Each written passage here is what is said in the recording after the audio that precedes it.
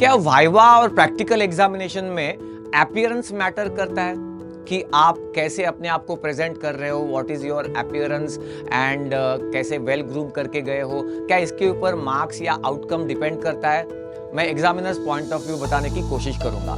सबसे पहले तो मेरा अपना एक्सपीरियंस, मेरे फर्स्ट एमबीबीएस डेज या उन दिनों की मेरी एग्जाम का एक्सपीरियंस, मेरी फर्स्ट एमबीबीएस की बैच 1988 की बैच है, तो वो उन दिनों की आइडियोलॉजी बहुत ही अलग थी। हम we have come way forward from that those days ideology. यानी उन दिनों में हमने काफ़ी रूमर्स सुन के रखी थी अपने टीचर्स के बारे में और एग्जामिनर्स के बारे में कि कोई एक टीचर्स है जो ऐसा वेल ग्रूम्ड आके स्टूडेंट आए तो वो बिल्कुल पसंद नहीं करती। फॉर एग्जाम्पल, लड़कियां अगर नेल पेंट लगा के आई है, एकदम अच्छे से वेल ग्रूम होके आई है, परफ्यूम वेयर करके आई है, तो उन टीचर्स को किसी टीचर्स को बिल्कुल अच्छा नहीं लगता था। And on the top of that, अगर उस स्टूडेंट ने आंसर नहीं दिए तब तो उसे फेल किया जाता था। एटलीस्ट हमने ऐसी रूमर सुन के रखी थी, क्योंकि उन टीचर्स की आइडियोलॉजी शायद ऐसी थी कि आपके पास ये सब करने के लिए वक्त है और पढ़ाई करने के लिए वक्त नहीं था, इसलिए आपने आंसर नहीं दिया, फेल, 6 महीने के बाद आ जाओ। ऐसी हमने रूमर्स या दंत कथाएं काफी सुन के रखी थी टीचर्स के बारे में। That was the ideology back then. अभी तो ऐसी आइडियोलॉजी हो भी नहीं सकती, द वर्ल्ड हैज चेंज्ड। लेकिन फिर सीनियर्स हमको कुछ गलत सलत आइडियोलॉजी भी बताते थे या गलत सलत फीड भी करते थे। जैसे प्रैक्टिकल में पास होने का सिल्क फॉर्मूला। क्या है ये सिल्क फॉर्मूला? एस मतलब सेक्स या जेंडर, यानी आपका जेंडर क्या है इसके ऊपर डिपेंड करता है। ये सब एकदम रूमर्ड आइडियोलॉजीज थी, बकवास आइडियोलॉजी थी, लेकिन सीनियर्स हमको ये फीड करते थे कि अगर लड़की कैंडिडेट है, स्टूडेंट है और मेल एग्जामिनर है तो वो हंसेगी तो भी पास हो जाएगी, रोएगी तो भी पास हो जाएगी, इस तरीके से बताया जाता था। या फिर आई मतलब इन्फ्लुएंस, क्या आपका इन्फ्लुएंस है कि आप अपना प्रैक्टिकल का सेट चूज कर सको बाय यूजिंग दैट इन्फ्लुएंस। या फिर लक, आपका लक है कि आपने जो पढ़ा वही आपको आया, वही आपको पूछा गया। And finally A for knowledge, knowledge comes in the end, ऐसा हमको सीनियर्स बताते थे। मेरे हिसाब से ये बिल्कुल ही बकवास टाइप की आइडियोलॉजी है। Knowledge comes first and knowledge is the only way you can score.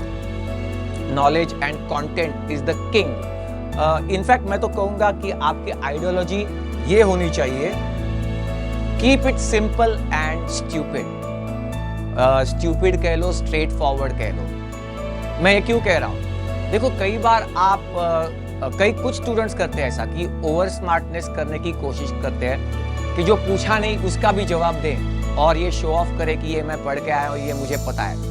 ऐसा बिल्कुल मत करो, क्योंकि आप उसमें उलझने के चांसेस ज्यादा है। अगर आपने कोई हाई-फाई आंसर दिया ये शो ऑफ करने के लिए कि मुझे ये आता है, एक्सटेंसर प्लांटर रिफ्लेक्स आपको आया है, उतना करो, क्योंकि आपका स्किल जो है वो स्किल बेस्ड है, उतना करो और वेट करो। Let examiner ask the question. देखो, स्ट्रैटेजी ये होनी चाहिए कि आप एक सिंपल वे में 1-2 सेंटेंसेस में आंसर दो, या जो भी आंसर का लेंथ होगा उस हिसाब से आंसर दो एंड वेट करो। Let the examiner ask that question and then you answer. In fact मैं तो कहूंगा कि आपकी वाइवा ये एक तरीके से लीडिंग वाइवा होनी चाहिए, यानी एग्जामिनर ने जो क्वेश्चन पूछा उसका आंसर आप ऐसे दो which will lead the examiner to the next question of which you know the answer। तो वो आंसर भी आप दे सकोगे और इस तरीके से बिल्ड करो। एग्जामिनर बहुत खुश होते हैं और फिर आपका स्कोर बहुत ही अच्छा हो जाता है। तो इस तरीके से आप सिंपल और स्ट्रेट फॉरवर्ड तरीका रखो अपने वाइवा और प्रैक्टिकल्स का। और क्या अपीयरेंस मायने रखता है? Well, I would say to some extent yes. देखो, कुछ लोग ऐसी भी स्ट्रेटेजी रखते हैं, मैंने देखा है कि स्टूडेंट ना ऐसे ही उठ के आए, बिल्कुल ऐसे ही, मतलब बाल बिखरे हुए हैं, बाथरूम स्लीपर्स पहने हुए हैं और शावर भी नहीं लिया, इस तरीके से आते हैं ये जताने के लिए कि I am a genius and I don't care about the appearance. इससे फर्क नहीं पड़ता। आप आंसर क्या दो, इसी से फर्क पड़ने वाला है, वो तो बात हमने सेटल कर दी है। लेकिन हाँ, थोड़ा सा वेल ग्रूम जाओ। आपको 5-10 मिनट तो इवन एग्जाम डे पे भी मिलते हैं कि जब आप थोड़ा सा वेल ग्रूम दो के, मैं प्रैक्टिकल और वाइवा की बात कर रहा हूँ, मतलब अच्छा वेल केम्ड हेयर है, थोड़ा अच्छा वेल ड्रेस्ड हो, और परफ्यूम भी थोड़ा बहुत लाइट परफ्यूम भी वेयर कर सकते हो, कोई दिक्कत नहीं उसमें। वेल ग्रूम जाओ।